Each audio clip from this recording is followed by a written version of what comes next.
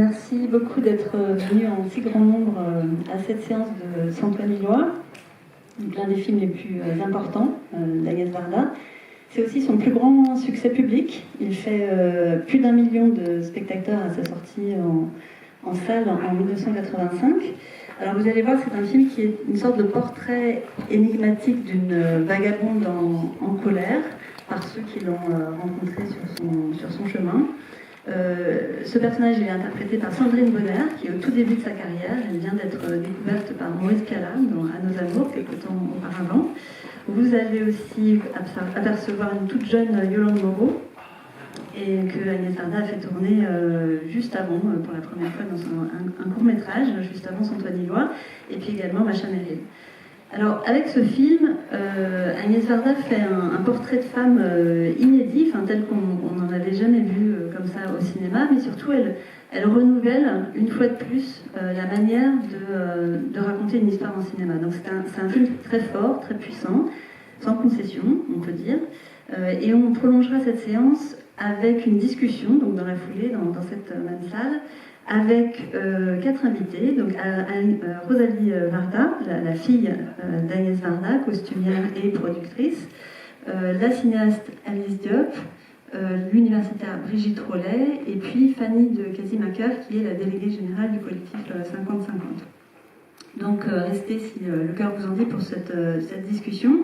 Et puis comme le programme est très généreux aujourd'hui, on vous propose aussi de nous retrouver à la librairie de la Cinémathèque, donc sur la mezzanine, pour une séance de dédicace du catalogue de l'exposition, puisque cette rétrospective intégrale des films d'Agnès Varda et cette table ronde se déroule en parallèle de l'exposition Viva Varda, qui a lieu, pour ceux et celles qui n'ont pas encore vu, au 5e étage de ce bâtiment, et ce jusqu'au 28 janvier.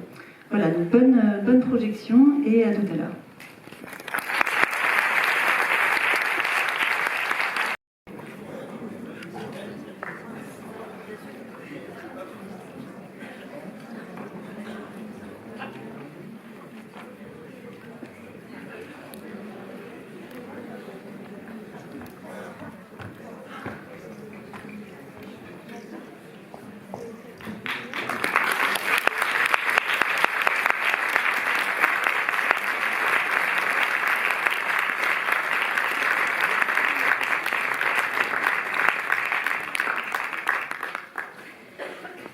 Alors, je vais rappeler à peu près, représenter nos invités aujourd'hui. Donc, à ma gauche, Rosalie Varda, donc la fille de Agnès Varda, qui est également productrice, à la tête de Ciné Tamaris, la société Ciné Tamaris qui conserve toutes les œuvres et les archives qui sont actuellement montrées dans l'exposition au 5e étage, et puis qui a été aussi de son premier métier costumière, et notamment costumière sur ce film Santoine Lillois, comme vous avez dû le voir au générique.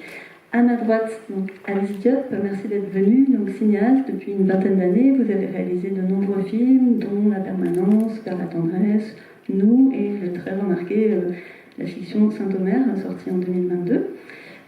Encore à ma droite, Brigitte Rollet, donc universitaire. Tu es notamment l'auteur de Femmes et cinéma, Sois belle et tais-toi, et tu es spécialiste de l'œuvre cinématographique d'Agnès Varda. Et à ma gauche, Fanny de Casimaker, qui est la déléguée générale du collectif féministe 50-50, donc qui œuvre pour la parité, l'égalité et la diversité dans le secteur du cinéma et de l'audiovisuel. Alors, je vais commencer avec toi, Rosalie, parce que d'une certaine manière, tu es la plus proche de ce film, et peut-être avant de te donner la parole, peut-être rappeler quelques éléments de contexte, parce que donc, quand elle commence à mettre en œuvre ce film, Santoine Lillois, Agnès Varda, donc elle a réalisé et écrit de nombreux films les années précédentes.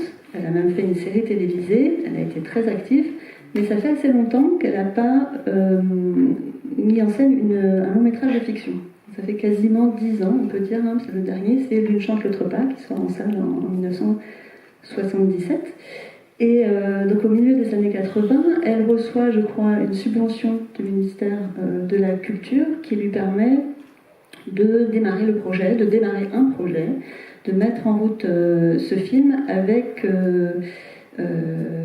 qu'elle va tourner avec, je crois, une petite équipe et dans des conditions relativement précaires. Alors, est-ce que j'imagine que tu as des souvenirs de ta mère au travail sur ce film et autour de ce film. Est-ce que tu peux nous parler un petit peu de sa genèse? Parce que je crois que c'est un film qui est né notamment d'une très longue période de repérage, d'écoute.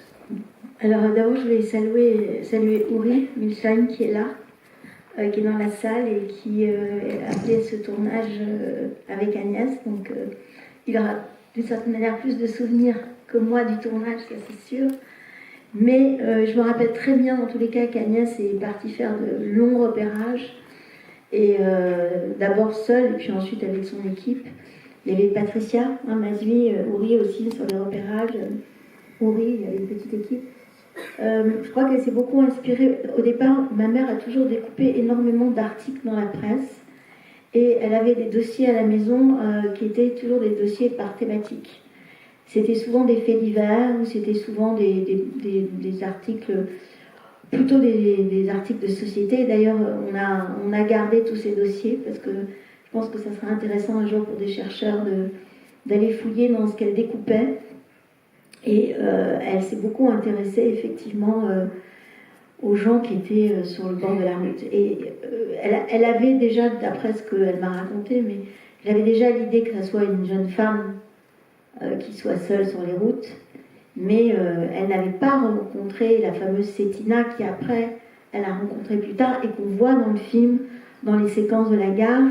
Donc elle a d'abord commencé ses repérages dans toute cette région du Sud parce qu'elle avait des amis qui avaient une maison à Saint-Étienne-du-Grès, Maryse et Pierre Cordès. Et donc elle était basée là au début quand elle était seule pour faire tous ses repérages. Et elle avait repéré ces deux fameux cyprès qui étaient vers Montpellier. Ah oui, c'est ça. Mais je vérifie parce que regarde, Marie me rassure.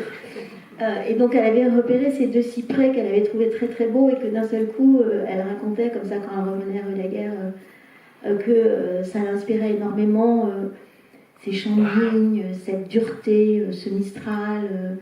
Il y avait tout. Bon, c'est une région qu'elle connaissait parce qu'elle avait été à Sète un peu, puis puisqu'elle avait des amis dans le Gard. Donc tout ce repérage, je crois que ça l'a vraiment nourri, j'allais dire, pour créer d'un seul coup cette errance. Voilà. Et puis ensuite, elle a rencontré Cétina qu'elle a effectivement pris en stop. Et moi, elle m'a raconté beaucoup de fois, elle m'a dit, mais tu sais, tu ne dois pas t'arrêter à l'odeur des gens qui sont dans la rue, qui ne peuvent pas se laver, qui sentent mauvais.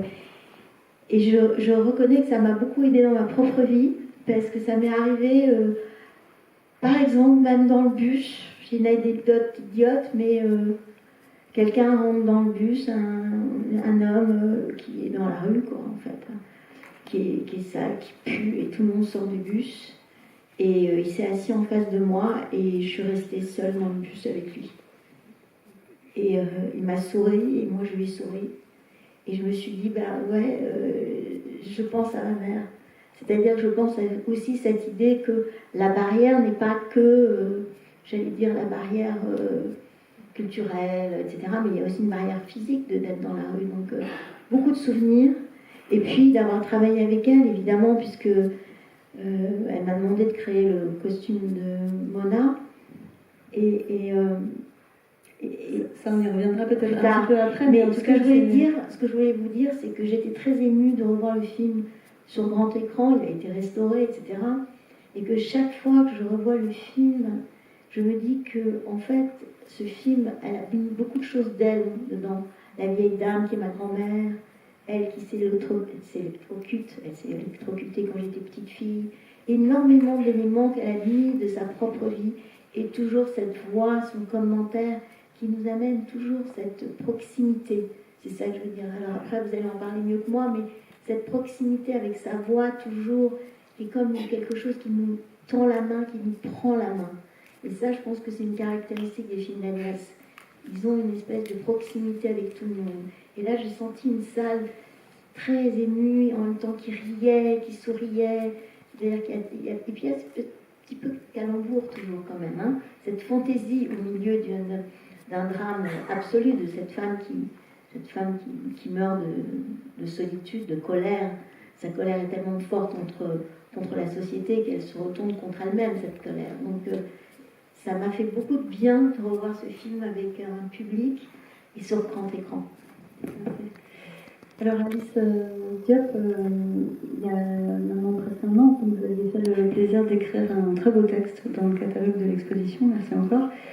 Et dans ce texte, on sent que c'est Saint-Ouen-Millois, c'est peut-être pas un film de chevet, mais en tout cas c'est un film qui vous a marqué. Qu'est-ce qui fait résonner chez vous dans votre désir de cinéma?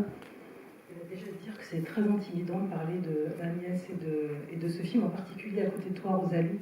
Et je pense qu'il n'y a pas quelqu'un qui peut en parler mieux que toi, tu vois. Quand tu disais ça, je pense que vraiment Et je pense que j'ai accepté d'écrire ce texte et d'être ici grâce à toi. Et vraiment, je sais pas si... Enfin, je pense que tu te souviens de notre rencontre, mais c'est une anecdote qui n'est pas dans le texte que j'ai écrit pour le catalogue, mais en fait, j'ai l'impression que tu m'as fait naître à la fiction, et à travers toi, c'est quelque part, il y a quelque chose d'Agnès. J'ai présenté Saint-Omer, qui est ma première fiction, l'année dernière au Festival de Venise. Et en partant de Venise, je rencontre dans un cafétéria ou dans le bar de l'hôtel Rosalie, dont je ne savais pas du tout qu'elle était au jury qui m'a donné le Lion d'Or du futur. Et je n'étais pas du tout au courant de ça. Et je rencontre Rosalie, on se regarde comme ça, tu tombes dans mes bras et tu me dis en pleurant quelque chose qui m'a absolument bouleversée.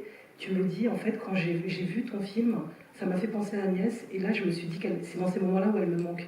Et je me suis effondrée en larmes. Enfin, ça a été vraiment le plus grand des cadeaux que j'ai reçus avec la naissance de Saint-Omer. Et c'est comme si cette phrase de toi qui me renvoyait en fait à cette généalogie de cette cinéaste me faisait rentrer dans ce monde du cinéma. Enfin, il y avait vraiment quelque chose d'hyper beau.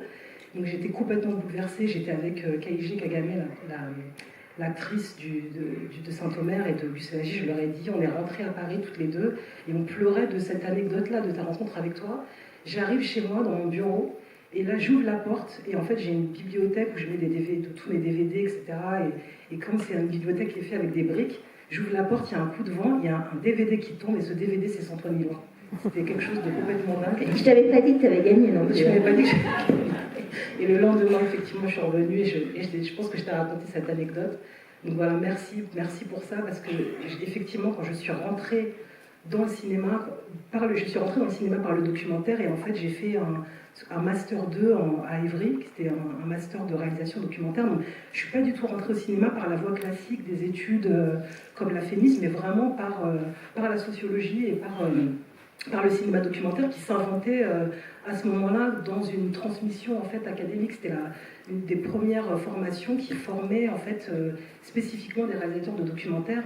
Et donc les 10 DVD de chevet qu'on devait voir au début de cette formation, il y avait Les Glaneurs et la Glaneuse. Et en fait, je suis rentrée dans le cinéma documentaire par le biais des documentaires d'Agnès. Donc au début des années 2000, en fait, c'était en 2002, je crois que c'est un film qui date de 95. Et en fait, je parle des Glaneurs et la Glaneuse parce que je pense qu'il a tout à fait à voir avec ce que j'ai découvert après du cinéma d'Agnès et de cette indistinction entre la forme documentaire et la forme fictionnelle, mais aussi dans ce rapport effectivement à la marge, dans ce rapport aussi au minimalisme des moyens. C'est pour moi et ce minimalisme des moyens, c'est aussi une égalité de présence devant ceux qu'on filme et les gens que l'on filme. Et je pense que j'ai l'impression qu'il y a un cinéma qui naît de ces petites caméras numériques qui sont arrivées dans les années 90. Et quelque part, le cinéma d'Agnès, dans cette fausse humilité, elle utilise ce médium-là pour raconter quelque chose qu'on n'avait pas vu et pour regarder des gens qu'on n'avait pas vus jusqu'à présent. Et moi, quelque part, elle m'a autorisée à en faire de même. C'est-à-dire que moi, je me suis jamais imaginée aller présenter la FEMIS, par exemple le concours de la FEMIS. Je me suis jamais imaginée faire de la fiction quand j'ai commencé le cinéma, parce que pour moi, c'était un cinéma socialement, culturellement, qui n'était pas du tout à ma portée, en fait. Or, le cinéma documentaire, par le biais de ces petites caméras, grâce à des films comme les films d'Agnès, me donnait une possibilité de regarder le monde à mon endroit avec des moyens économiques qui étaient possibles. Et donc voilà, il y a tout un... Je pense que... Et je suis partie de ça, de ce cinéma de la marche, pour arriver vers un cinéma plus légitimé, en fait, plus légitime, je ne sais pas si c'est plus académique, mais plus légitime, mais en en arrivant à ces détours-là, et qui fait, en fait, quand on apprend le cinéma par ces détours-là, il y a une espèce d'inventivité formelle qu'on ne perd jamais, en fait, et que j'ai tenté d'intégrer même dans ma façon de faire de la fiction. C'est-à-dire que je ne fais pas de la fiction comme on enseigne la manière de faire de la fiction dans les écoles de cinéma. Je ne sais pas comment on l'enseigne aujourd'hui, mais en tout cas, je ne sais rien, je ne sais pas écrire de scénario, mais ça ne m'a jamais posé de problème. Et je pense que ça ne m'a pas posé de problème parce que je voyais bien que dans les films d'Agnès, il y avait la même liberté et la même volonté de contourner en fait une norme, une manière de faire, une manière de faire même de la fiction qu'elle a inventée vraiment de façon extrêmement singulière, quoi. Okay. On va revenir sur cette inventivité formelle et narrative là, qui est exceptionnelle dans ce film Saint-Ouen-Lillois. Brigitte, ce personnage de Mona, il marche beaucoup dans ce film. C'est un personnage qui est beau aussi parce qu'il est solitaire. Et au cinéma, une manière de mettre en scène la solitude, ça peut être aussi la marche, l'errance. Qu'est-ce qu'on peut dire voilà, ces travelling sont très nombreux dans le film, ils prennent beaucoup de place, ils composent le film. Qu'est-ce que ce motif de la marche, de l'errance, qu'est-ce qu'on peut dire de ça? Déjà, ce qui a été souligné à l'époque où le film est sorti, dans ces fameux travelling, qui ont été comptés et qui ont été analysés de façon très pointue, c'est le mouvement qui est associé, enfin je crois que c'est Susan Hayward quand elle travaille sur ce film, qui montre que le personnage de Mona marche dans un sens qui n'est pas celui auquel on est habitué dans le cinéma occidental en tout cas, qui est d'aller vers l'ouest, et là elle va plutôt de l'autre côté, donc elle va de la droite à la gauche, dans tous les travelling elle va de la droite à la gauche, ce qu'on peut associer comme une façon d'aller vers sa mort. Mais moi, ce qui m'intéresse davantage, c'est le fait qu'elle est toute seule, comme tu as dit, et qu'elle marche. Donc on est dans ce genre de road movie, qui n'est pas son nom, mais qui en est un, puisque on retrouve des ingrédients que j'avais aussi identifiés dans Cléo de 5 à 7, même si c'est un road movie urbain, là ce serait la version rurale du road movie, à la différence que Cléo, elle attend des résultats, alors on ne sait pas du tout si la mort est au bout ou pas, alors que Mona, elle marche, mais nous, on l'a vu au début du film, dans un fossé, donc on sait que sa marche se terminera et on a déjà une avance entre guillemets sur ce personnage qui se déplace et qui connaît tous les aléas qu'on trouve dans le road movie, mais en même temps, comme c'est Agnès Varda et qu'elle n'a pas les références dont parlait indirectement Alice, qui peuvent être envahissantes quand on fait du cinéma parce qu'elles peuvent un peu remplacer la créativité qu'on peut vouloir avoir simplement à copier les maîtres. Elle fait un road movie, mais sans nécessairement avoir les références auxquelles on pense, toujours un peu les mêmes d'ailleurs. Et puis le road movie, c'est quand même comme son nom l'indique. Moi, j'ai parlé à une époque de films de voyage, mais ça n'a pas pris du tout parce que ça ne parle à personne. Et que on est vraiment dans un cinéma, c'est comme le western, c'est des genres qui sont étrangers et exogènes, et donc ils sont adaptés. Et dans le cas d'Agnès Varda, que ce soit avec Léo ou avec Mona, on est dans une réécriture du genre du road movie, avec justement dans Saint-Ouen-Lillois, le fait qu'en commençant par sa mort, on n'a pas cette dimension symbolique du voyage qui fait que généralement les personnages à la fin du film ont fait du chemin aussi dans leur vie, dans leur tête, dans leur psyché, même si les road movies aussi ont tendance à se terminer mal. Puisque on a du mal à imaginer que ce soit les grands classiques sur la route ou d'autres, ou Easy Rider, des gens qui s'installent et puis qui font leur potager ou qui commencent à avoir une vie. C'est-à-dire que le road movie, c'est aussi le film de la marche, et dans le cas d'un personnage féminin seul, c'est d'autant plus singulier qu'on est dans un espace public qui est ici la campagne, mais il n'empêche, c'est comme Cléo, qui est peu associé à l'errance féminine. Une femme n'erre pas, elle flâne encore moins. Et donc avec les films de Varda, on a l'impression qu'elle redonne des lettres de noblesse d'une certaine façon à cette flânerie, que ce soit Cléo, la flâneuse, ou Mona, si ce n'est que Mona, elle erre plutôt qu'elle ne flâne. Et cette errance, justement, l'amène à une fin un petit peu tragique. Merci. Alors, cette marche continue dans le film, elle souligne aussi l'endurance, peut-être, de ce personnage Mona. Donc, Fanny, dans votre travail, au collectif, vous réfléchissez aussi à la faible diversité peut-être des personnages féminins, mais aussi des imaginaires géographiques et sociaux dans le cinéma. Donc quand Agnès Varda fait ce portrait de femme, elle pose aussi un petit peu la question de la féminité. Comment ce personnage en quoi il est autant un personnage féminin, hors des sentiers battus, en quoi il est... C'est vrai qu'on l'a dit un petit peu, c'est vrai qu'une des caractéristiques du cinéma de Varda, c'est justement de donner à voir des personnages qui sont sous-représentés à l'écran. Et c'est vrai qu'on a avec le personnage de Mona, justement un personnage assez atypique. On a plutôt l'habitude sur les écrans de voir plutôt des personnages de femmes bourgeoises, citadines, qui peuvent être plutôt racontés de manière un peu simplifiée. Et là, j'ai l'impression qu'on est vraiment face à un personnage qui est finalement hors de contrôle, qui est difficilement saisissable. Moi, je trouve que les travelling, ça donne aussi l'impression qu'on n'arrive pas à la saisir, à la comprendre. Et puis le fait qu'elle soit aussi racontée par d'autres qui essaient de la comprendre, qui essaient de donner des mots sur son comportement, sur son attitude. Et voilà, elle donne vraiment... vie, elle donne, comme vous le disiez si justement, elle donne un visage féminin à l'errance et elle donne à voir un personnage féminin complexe. Le spectateur a aussi un rapport assez ambivalent avec ce personnage, qui est à la fois touchant et à la fois difficile à atteindre et à comprendre. Donc moi j'apprécie beaucoup cette complexité dans son personnage et c'est ce qui nous intéresse, pour revenir plus précisément à ta question, au collectif 50-50, c'est nous intéresser un petit peu à qui peuple le cinéma français. Et on peut se dire aujourd'hui qu'il n'y a pas beaucoup de Mona et de Hassoun, par exemple.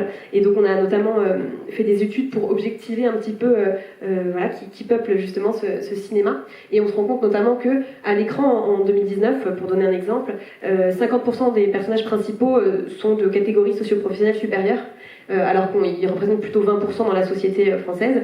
Et par exemple, si on prend les ouvriers, ils représentent 4% des personnages principaux à l'écran, alors qu'ils sont plutôt 20% dans la société.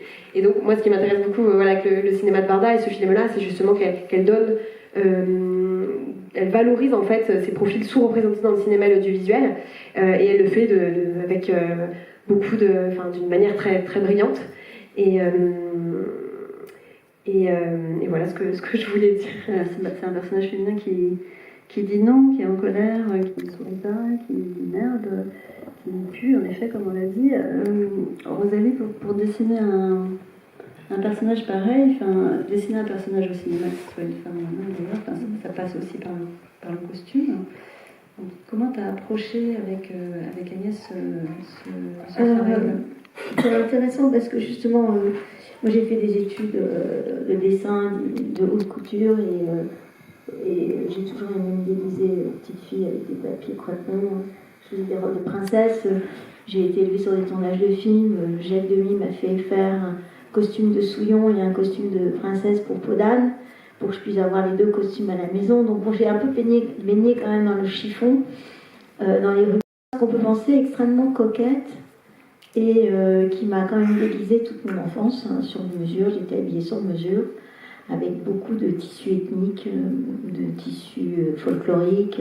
Donc si vous voulez, j'ai quand même baigné dans un monde de rêverie et de poésie avec Jacques et d'un monde de fantaisie. Et Agnès, très pragmatique, il faut être libre, il faut apprendre un métier, il faut être indépendante financièrement, il faut que tu conduises la voiture et que tu ne sois pas sur le siège de passager. Enfin, une éducation normale. Je précise.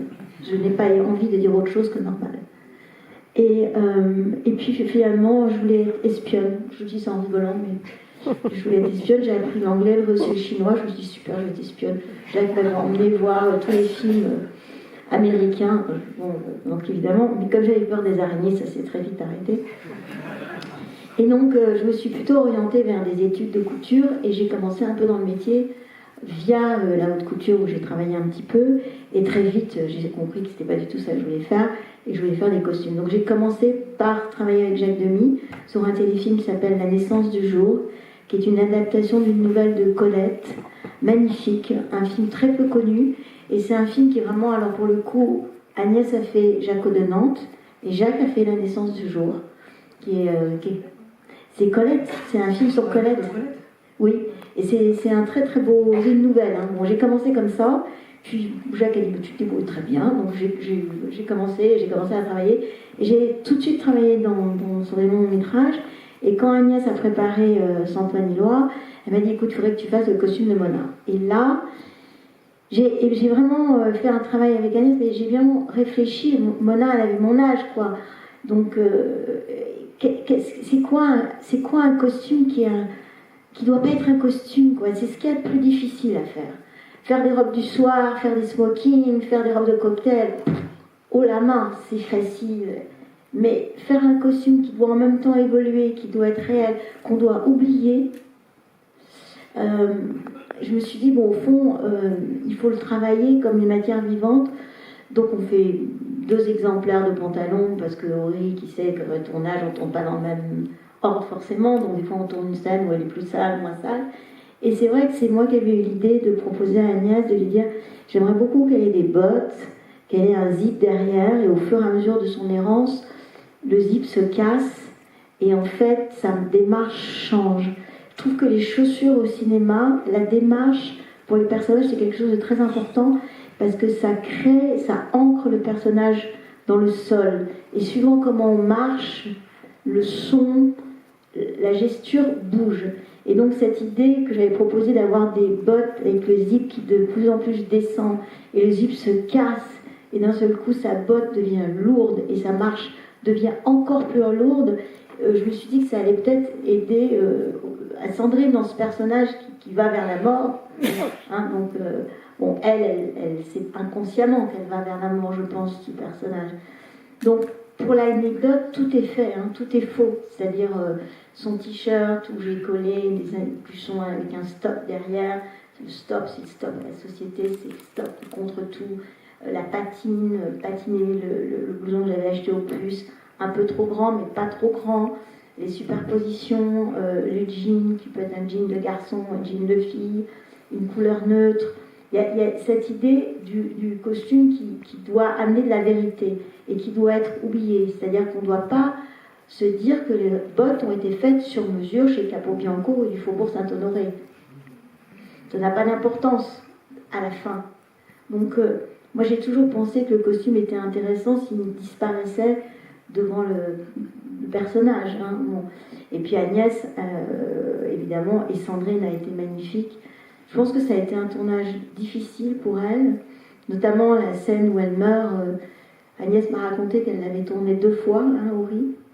Une première fois où Sandrine n'a pas hésité à se jeter comme ça avec beaucoup de violence. Et je pense qu'Agnès, elle a eu un rapport... Elle n'a pas été, je pense, extrêmement douce et avec beaucoup d'humanité avec Sandrine, mais je pense aussi que rétrospectivement, enfin moi quand elle m'en a beaucoup parlé après, elle m'a dit j'avais peur que si je commençais à être ce que je suis, Sandrine n'ait pas la force de continuer à être ce personnage dur.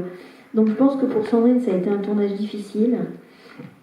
Et en même temps, sûrement une expérience, je ne peux pas parler pour elle, hein. Enfin, c'est elle qui dit, une expérience incroyable. Et avec le recul, chaque fois que Sandrine est venue voir Agnès après, il y avait quelque chose entre elles qui était très beau, qui était comme quelque chose où on a traversé une épreuve. C'est comme une épreuve de vie, plus qu'un tournage. Sandrine était très jeune. Je pense que pour elle, ça a été dur d'abandonner le fait qu'elle était jolie, sa féminité. Mais moi, j'ai pensé au sac à dos, j'ai pensé à ce qu'il y avait dedans, qu'il y avait des serviettes hygiéniques, qu'elle ne se lavait pas, qu'il y avait peu d'éléments, qu'elle avait peut-être une culotte pour se changer, un pull. Il y a la tente. Et puis j'avais eu cette idée que la couverture, ça soit une couverture des déménageurs qu'ils ont dans leur camion, parce que je m'étais dit, elle l'a piqué, quoi. Elle est passée devant un camion de déménagement et elle a piqué cette couverture qu'elle a gardée avec elle, et en même temps, cette couverture, elle avait une très belle matière, elle avait une matière à l'écran qui n'est pas neutre, c'est pas une couverture de l'armée, c'est pas une couverture qu'on achète au magasin. Donc oui, après le tournage, j'ai pas été sur le tournage, hein, je faisais un opéra à l'époque, puis j'avais pas besoin d'être sur le tournage. Et tous les autres costumes, c'est plutôt un peu des costumes de ce que les gens avaient chez eux ou machin. Et voilà, et puis c'était plutôt toute l'équipe, Patricia Mazui, Jacques Royer, Aury, sur le tournage à proprement parler, parce qu'elle a tourné avec des gens dans la vraie vie. Hein. Mais bon, Agnès était assez maligne et elle leur disait toujours venez sans imprimer, venez avec du noir ou du blanc, venez, voilà. Mais c'est un très beau travail, je suis fière de ce travail parce que je trouve que là, quand je regarde les films, j'ai ce défaut d'évidemment tout regarder et je me dis que ça fonctionne bien, que le costume fonctionne bien, qu'on oublie que tout est faux. Hein, c'est ça qui est la magie du cinéma, donc on oublie que tout est faux.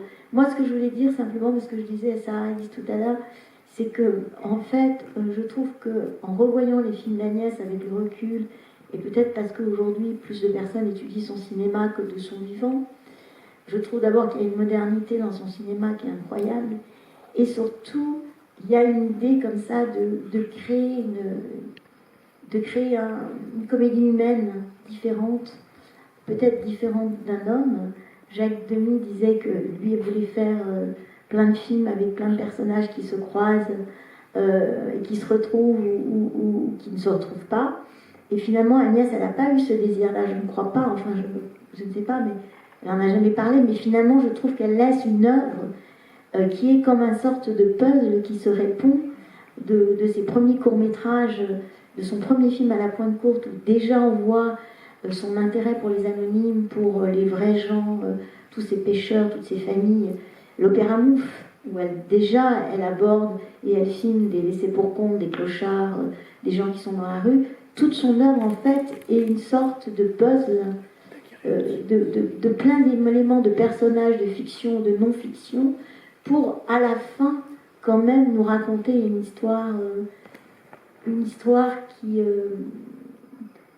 qui a cette proximité avec tous. Je ne sais pas ce que tu en penses, mais moi je l'exprime mal parce que je ne suis pas une universitaire ni une théoricienne du cinéma. Non, moi non plus, je ne suis pas une théoricienne. Une terroricienne, c'est-à-dire. Mais en effet, c'est dans à travers ces créations multiples. De toute façon, moi je crois beaucoup au fait que, j'imagine que la trame revient un petit peu toujours d'un souhait de tracer un sillon, mais en même temps, tracer un sillon, c'est pas se répéter, c'est donner à voir de façon multiples et variées des questionnements, des interrogations, que ce soit sur le féminin, ou sur d'autres choses, ou sur la création elle-même d'ailleurs. Et à travers, je trouve que dans Santoine Hillois, on voit bien cette grande originalité, même si ça s'inscrit, donc on peut se dire qu'il y a des scènes auxquelles on a déjà pensé, ou des types de personnages qui sont des types, justement, mais c'est peut-être le regard sur eux et sur ces paysages qui changent. Je voudrais juste donner un exemple par rapport à cette construction dans le début du film, où on a la voix off, comme souvent d'ailleurs, je pense qu'il y a aussi cette volonté, mais pas la voix off à la Truffaut. Enfin, si vous voyez ce que je veux dire, c'est-à-dire qu'on n'est pas dans une voix qui viendrait peut-être un peu écraser l'image. Au début de Santoine Hillois, quand le personnage sort de l'eau et qu'il y a cette voix et qu'elle dit je pense qu'elle sortait de la mer, et où en fait elle fait le choix de montrer de très très loin cette nudité, cette féminité nue, cette Ophélie d'une certaine façon qui sort des eaux, donc avec des références qu'on peut faire, moi je pense à Ophélie, mais on peut penser à une multitude d'autres images, mais en même temps elle inscrit quelque chose de très individuel et personnel, y compris et surtout parce que juste après, le plan suivant, ce sont ces mêmes femmes nues, c'est cette même nudité, mais qui est reproduite sur des cartes postales de stations balnéaires qu'on continue quand même à vendre aujourd'hui, en 2023, et qui sont tout aussi, comment dire, écrasantes qu'elle ne l'était à l'époque. Et je trouve que pour quelqu'un qui n'avait pas ces références, ou qui, même si elle avait bien appris depuis ses tout débuts au cinéma, cette façon d'utiliser le montage d'une manière que je trouve particulièrement signifiante et forte. Enfin, ça remet en question l'idée de la nudité et de la représentation au cinéma de cette même nudité. Donc, je me suis éloignée de ce que tu disais, Rosalie. Mais... Non, mais ce que je trouve intéressant, c'est que tu vois, la nudité pour Agnès, elle n'a rien de sexuel. Donc là, on parle de nudité, mais tu vois, après, Macha Merrill est dans son bain. Tu vois, en fait, elle la filme d'une façon naturelle. Elle ne la filme pas pour montrer un sein. Elle la filme parce que quand tu prends un bain, t'es nu. Tu vois, et que si tu as de l'eau jusque-là et que ça déborde un peu, tu as un sein à l'air. Donc je pense que le rapport à la nudité, il est très intéressant parce que justement, il s'inscrit dans quelque chose de naturel. Il ne s'inscrit pas pour montrer un sein. Tu vois, et d'ailleurs, et on le voit bien dans le film. Moi, ce que je trouve très intéressant, c'est que justement, toi, tu parles de ça, mais que Agnès a toujours eu un rapport, je trouve, dans ses films, par rapport justement à la nudité, quelque chose de très naturel. Même dans Le Bonheur, quand elle filme ses corps nus, c'est magnifique, mais tu vois, il n'y a pas cette idée de voyeurisme. Voilà, il n'y a pas de voyeurisme dans cette nudité. Même si la différence avec Le Bonheur, c'est que là, dans Antoine Millois, c'est une nudité qui est totalement désexualisée. Même si elle est sexualisée dans la carte postale, et c'est pour ça qu'à travers ce simple montage, ce simple effet de mettre vraiment dans la continuité une image, elle choisit un plan d'ensemble, donc on voit cette femme nue de loin, il n'y a pas de porcellement du corps, il n'y a pas d'exploitation voyeuse, et juste après on a ces cartes postales. Je trouve que c'est extrêmement efficace comme raccourci. Enfin, si les gens qui regardent ne se posent pas de questions sur qu'est-ce qu'on nous montre quand on nous montre une femme nue, je trouve que là, c'est qu'on passe à côté quand même de quelque chose qui me semble très très fort. Oui, alors il y a plein d'inventivité formelle dans ce film, peut-être qu'on peut revenir un petit peu là-dessus, et je rebondis un petit peu aussi sur ce qu'a dit Rosalie, cette importance des costumes, des objets, parce que pour faire ce portrait, pour faire ce film, on a l'impression qu'elle insiste beaucoup sur des gestes, et qu'en même temps elle évacue toute psychologie. C'est pas comme ça qu'elle dessine ce personnage. Et elle s'autorise, pour la raconter, des dispositifs narratifs assez innovants. Enfin, le fait qu'elle soit racontée par ces personnes, ces témoins tout au long du film, qui parfois sont en regard caméra, c'est quelque chose d'assez innovant. Moi, ce que je trouve assez impressionnant dans ce que tu racontes sur les costumes, c'est que quand je vois son Antoine Millois, je vois vraiment une porosité entre le réel, entre le documentaire, donc le repérage que je me doute, il a été très très très long, et en fait la décision d'incarner cette femme qui existe à travers une comédienne, et de voir ce que ça produit en fait, qu'est-ce que la fiction dans ce film permet de dire de plus que si elle avait juste filmé cette vagabonde qu'elle a rencontrée, parce que je suppose que ça a été le fruit d'un, Audrey pourrait le dire, toi, mais Cétina, elle a même habité, hein, oui, elle a habité avec vous, parce que Agnès m'avait raconté, elle m'appelait des fois le soir, enfin il n'y avait pas de portable à l'époque, hein, tout ça c'était... Mais qu'elle a habité avec l'équipe technique c'était un collège, hein, c'était une espèce, enfin genre... toute l'équipe était là dans des conditions quand même un peu dures, hein, c'était pas un tournage luxueux, et Cétina a habité avec eux et a un peu travaillé un peu... On lui a proposé de travailler un peu avec l'équipe, et on la voit dans la gare, etc. Mais elle n'aurait jamais pu faire le film avec Cétina. En fait, je pense que parce que Cétina ne pouvait pas. Parce que, donc, il y avait besoin de ce personnage de fiction pour pouvoir après aller avec le non-fiction autour, tu vois. Et c'est la fiction du personnage tel que Agnès l'a écrit, même si elle l'a écrit au fur et à mesure du tournage, même si elle avait une trame au début, hein, bien sûr. Tu ne pouvais pas le faire avec la vraie Cétina, parce que la vraie Cétina, elle était vraiment en colère, tu vois, et elle n'avait pas la capacité non plus de comprendre, je pense, le travail intellectuel d'Agnès. Et tout ce qui est travaillé dans le film, je pense que si moi qui fais du documentaire et qui est passé à la fiction parce que je ne pouvais pas filmer ce que j'avais envie de filmer par le documentaire, enfin, je me suis, à mon avis, posé des questions assez semblables à elle, et je vois, c'est très passionnant pour moi de voir ce que ça produit, de voir même la confusion que je peux avoir sur ce qui est de l'ordre du documentaire et de ce qui est de l'ordre de la fiction. C'est-à-dire que ce que tu racontes sur les costumes, ça pourrait être quasiment un costume totalement inspiré de ce qu'elle a observé, de ce qu'elle a vu, en fait. Et ça, c'est assez fou ce que tu racontes, et ça raconte aussi à quel point... en fait, ce qu'apportent les deux genres, en fait. C'est-à-dire que j'ai l'impression qu'elle travaille à partir des deux... en tout cas, à l'intersection de ces deux genres, et elle arrive, en fait, à formuler un cinéma qui permet d'aller... de dire le réel de façon en allant beaucoup plus loin, en tout cas de poser des questions beaucoup plus loin que si elle était réduite en fait juste à la littéralité du documentaire. Je sais pas si c'est très clair. Et tu sens, moi il y a des choses que je reconnais comme de la fiction dans le film, il y a des choses que je vois tout à fait que c'est du documentaire, mais des fois c'est complètement flou et je sais plus qu'est-ce qui est quoi. Et je me doute que c'est aussi ce que vous avez dû vivre dans le tournage, que je vois comme une expérience. Pour moi, j'ai l'impression que Sandrine Bonner a vécu cette expérience-là et que cette expérience-là, elle porte la marque de son corps porte la marque de cette expérience. Et c'est comme si c'est ça qu'elle filmait en fait. C'est très... Oui. Alors, je vais raconter une anecdote rigolote parce que Uri y était, donc c'est assez amusant. Mais donc moi j'étais à Paris et puis Agnès était au festival de Venise, puisque le film était en compétition. Tout ça, très peu d'argent. Hein.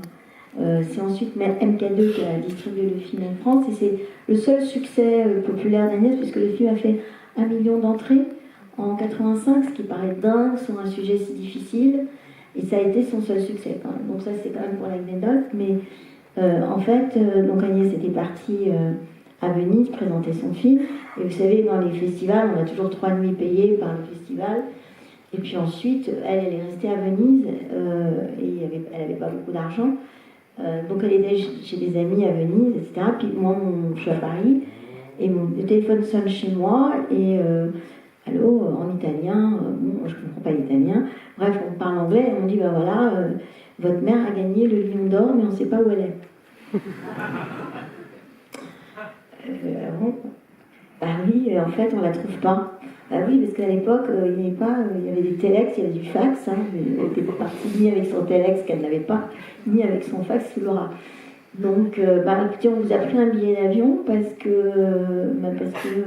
s'il n'y a personne pour prendre le prix, il bien que quelqu'un le récupère. Donc, je suis partie le lendemain matin. Mais toi, Aurélie, tu étais à Venise encore ? Tu étais encore à Venise. Pour m'aider un petit peu. Donc, je pars le lendemain matin en avion pour Venise, angoissée, en me disant mais où est ma mère ? Et donc, entre-temps, ils l'avaient pistée dans un restaurant où elle avait dîné, ils ont appelé le propriétaire, enfin, ils ont retrouvé Agnès. Et donc, quand je suis arrivée à l'Excelsior, dans la chambre, elle dit mais qu'est-ce que tu fais là ? Je dis mais écoute, en fait, on ne trouvait pas. Donc, du coup, j'ai eu la chance d'être avec Uri, Sandrine, il y avait Alain René aussi, un copain d'Agnès qui était là. Hein, et voilà, donc, et on a bu un Bellini, et je me rappelle très bien, elle a répété son discours, elle écrivait toujours ses discours avant, et elle disait toujours, il ne faut pas être dans l'émotion, il faut savoir pourquoi on a gagné ce prix. Voilà. Donc ça c'est l'anecdote rigolote. Donc en fait, je me suis retrouvée à pouvoir être là ce jour-là. Et je crois que ça a été un prix qui lui a fait vraiment très très plaisir, quoi, d'être reconnu pour un film si dur, si raide, et qui était en même temps, j'allais dire, qui arrivait justement après quelques années, comme tu l'as dit toi-même, où elle n'était pas rentrée dans des films de fiction. Oui, non, je voulais intervenir sur le réalisme, mais je voudrais rebondir sur ce qui a été dit par rapport au prix, parce que ce qui est intéressant, c'est que c'est un film qui n'a pas eu d'avance sur recette.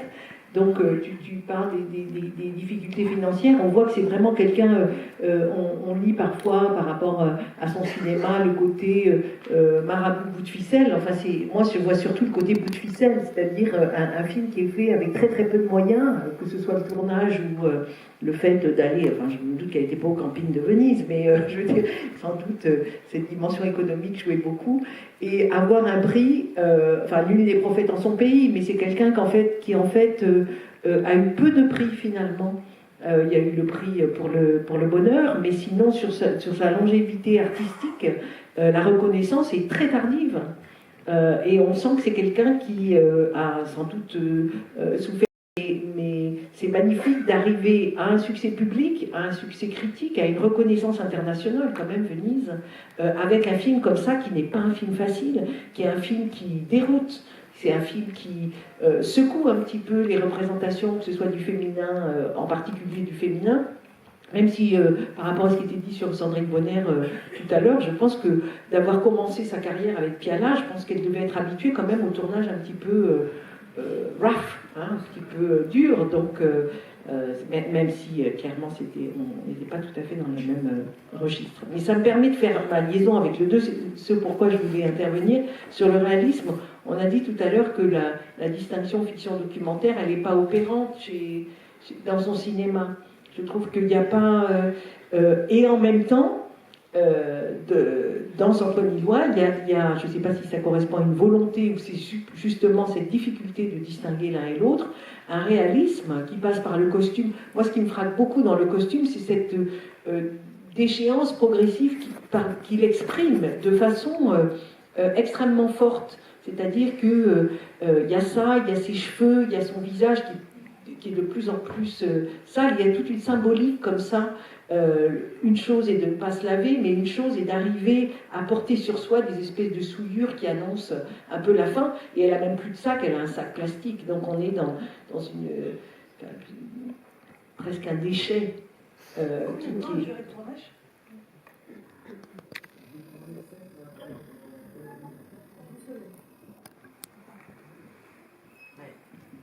un déchet, mais qui opère comme un reflet des autres, en fait, parce que c'est pas quelqu'un qui filmait en train de regarder, mais c'est un peu un personnage révélateur des désirs, des bassesses, des frustrations des autres qui expriment justement ce sujet. Oui, et ça, c'était...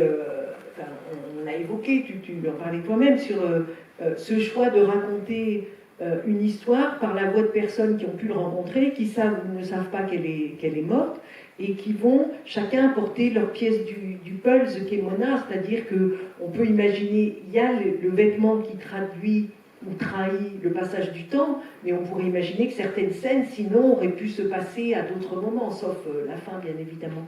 Donc, dans la construction narrative, elle joue avec un certain code, c'est-à-dire qu'on a quand même un passage, on va vers sa fin, enfin, je vais vers le haut, mais c'est plutôt vers le bas, mais en même temps, elle est dans quelque chose qui privilégie le regard des autres sur ce personnage de Mona qui est omniprésent. C'est elle, les autres personnages n'existent que par rapport à elle, mais elle, en fait, on voit rarement ce qu'elle voit.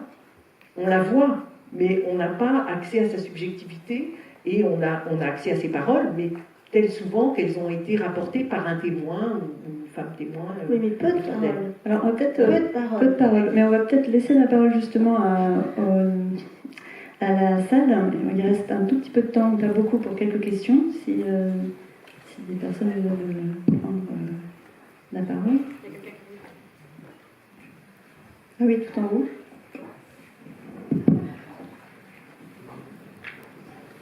Oui.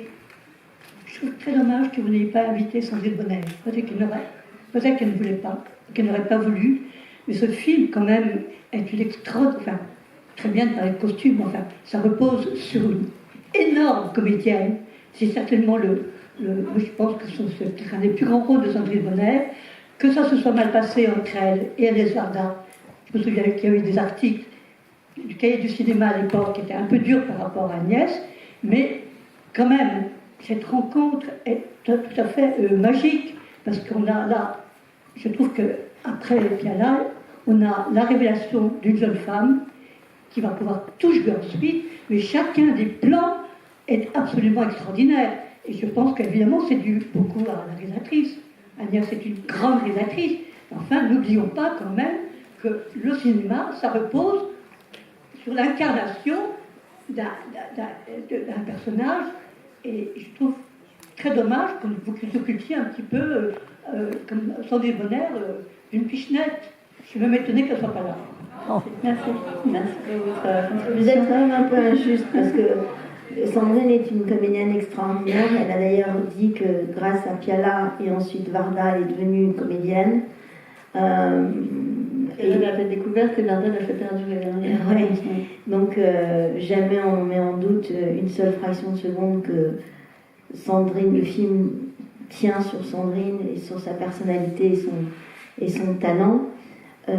Que vous rappeliez que le tournage a été difficile et que Sandrine, qui était jeune, belle, d'un seul coup il a fallu qu'elle s'enlaidisse et qu'elle accepte ça pendant 12 semaines, et que la promo, on lui parle que de ça. Alors vous n'êtes pas lavé, vous avez les cheveux châles, vous avez les ongles sales, vous avez un pantalon mal coupé, vous êtes toute moche dans le film. Non, elle irradie le film, elle tient le film sur ses épaules, et le personnage écrit par Agnès, c'est le personnage de Mona, et c'est Sandrine Bonner.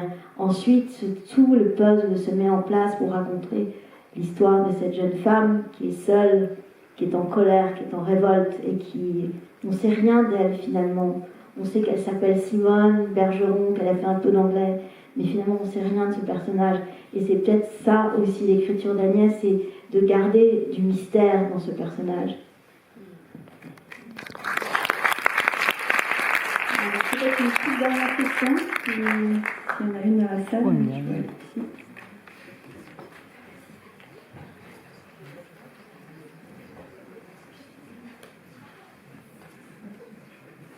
Oui, bonjour. Moi, j'ai 2 questions en une à vous soumettre à votre analyse, parce que je n'ai pas le bagage pour les analyser, mais je suis très curieuse d'avoir des informations dessus. C'est sur la place de la musique, en fait, qui ponctue régulièrement le film.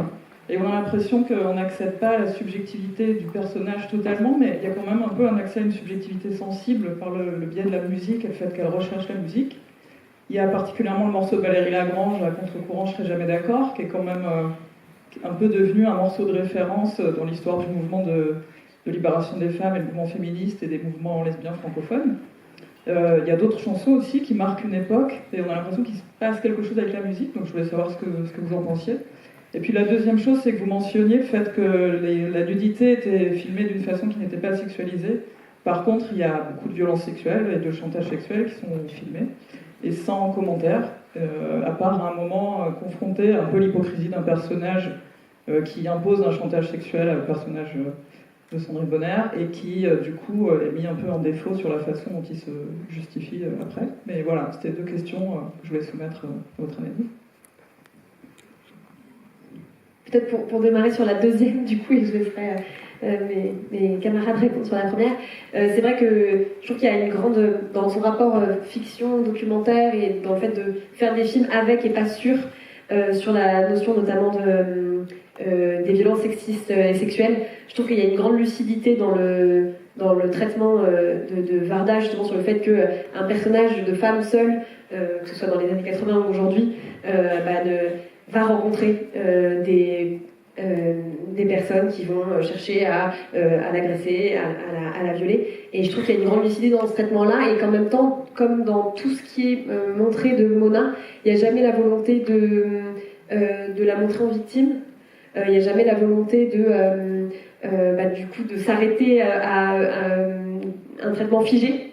Et donc finalement le mouvement continue, et le mouvement continue jusqu'à la mort. Donc j'ai l'impression que c'est un peu sa manière de traiter ces choses-là. Et en effet c'est présent dans tout le film, dès la première image de Mona sortant de l'eau, avec beaucoup ce qui est intéressant dans le film aussi, c'est ce qu'on remarque que tous les hommes sont dans un rapport comme ça de jugement et de volonté de domination, et les femmes sont plus dans un rapport où elles envient Mona de sa liberté, que ce soit Yolande Moreau, que ce soit Macha Merry. Elles ont une curiosité et finalement une envie pour sa liberté. Donc je trouve ça assez intéressant par le prisme du genre, la manière dont Mona est dessinée par les autres personnages. J'ai sur la musique peut-être parce qu'il y a effectivement le rappel d'un mélange entre la musique populaire, on entend Rita Mitsuko par exemple, et de musique contemporaine. Oui, enfin, vous allez me corriger si ma mémoire, parce que j'ai pas revu le film là, mais dans mes souvenirs, que ce soit Valérie Lagrange ou Rita Mitsuko, c'est dans des cafés, c'est dans des lieux publics, c'est pas une musique. Il y a un compagnon à elle qui a une. Oui, donc ce que je veux dire, c'est ce qu'on appelle la musique diégétique, c'est-à-dire que les personnages peuvent entendre, comme disent mes étudiants, contrairement à la musique qui est sans doute, je sais pas si c'est d'ailleurs une partition qui a été écrite pour le film, et où là on est dans une ponctuation de moments qui sont très très différents, et dès le début, dès l'ouverture d'ailleurs, on rentre immédiatement dans l'ambiance, c'est-à-dire qu'on n'est pas du tout dans une musique apaisante, on est dans une musique qui va avec les personnages du début, avec la découverte de ce corps, et qui ponctue, enfin pour moi c'est vraiment une espèce de ponctuation de la découverte de cette musique initiale, qui est le rappel de sa mort. Enfin, peut-être que c'est une lecture qui en vaut d'autres, mais cette trame musicale qui revient à intervalles réguliers et qui a été conçue par une réalisatrice pour un film spécifique, elle est à distinguer de cette musique populaire, populaire qui plaît au plus grand nombre, on va dire, qu'elle va entendre dans des lieux qui soient publics ou privés, mais qui est de la musique qui est générée par les personnages sous une forme ou une autre, que ce soit le jukebox, non, il me semble qu'il est dans un des cafés, et puis que les personnages écoutent, et qui peuvent justement traduire beaucoup plus l'époque. C'est vraiment l'Erita Mitsuko, Valérie Lagrange également, mais on est dans quelque chose d'un petit peu différent entre Lagrange et l'Erita Mitsuko, mais qui n'empêche, déjà ce sont des femmes qui chantent, même si dans le cas d'Erita Mitsuko, il y avait aussi Chichin, je ne sais plus s'il chantait aussi. Enfin bon, bref, quoi qu'il en soit, c'est bien aussi que ce soit des voix féminines qui s'expriment, et je suis tout à fait d'accord sur l'importance militante de Valérie Lagrange dans les mouvements des années 70 en particulier. Juste redire que Johanna Brozdovic, donc la compositrice qui a composé cette musique, est une femme extraordinaire, mais malheureusement elle est décédée il y a 2 ans, et elle a travaillé beaucoup avec Agnès. Elle a aussi ensuite travaillé sur plusieurs films, dont Jacques Audenand. Grande compositrice, assez méconnue. On en revient toujours au même sujet. Hein. Il y avait peu de femmes compositrices de musique de film. Il y en a de plus en plus aujourd'hui. Mais en 85, il n'y en avait pas énormément. Et Johanna laisse une œuvre extraordinaire. Et d'ailleurs, là, on vient de rééditer un 33 tours avec Universal, justement sur les musiques de films d'Agnès. Parce qu'on oublie ça, mais en fait, Agnès a écrit des textes de chansons aussi. Donc c'est assez amusant comme elle était capable de tout faire. Elle a même écrit des textes de chansons de Lola, parce que Jacques pensait qu'il ne savait pas écrire des textes de chansons. Donc c'est assez amusant, parce qu'après il en a écrit beaucoup. Et donc elle a écrit les chansons de Cléo, qui sont magnifiques. Donc Agnès aimait ça, et elle aimait aussi le touche-à-tout, faire un petit peu tout ça. Et la musique populaire, la variété, je pense que c'est important, et je trouve que c'est très important dans le film, finalement, les choix. On sent... c'est des choix, en plus c'est quand même des chanteuses ou des chanteurs qui sont quand même un peu en révolte, hein. Que ce soit Jim Morrison avec les Doors, ou que ce soit Valérie Lagrange, ou que ce soit Erita Mitsuko, c'est pas anodin comme choix, c'est ça que je veux dire. C'est pas Sylvie Vartan. C'est bien.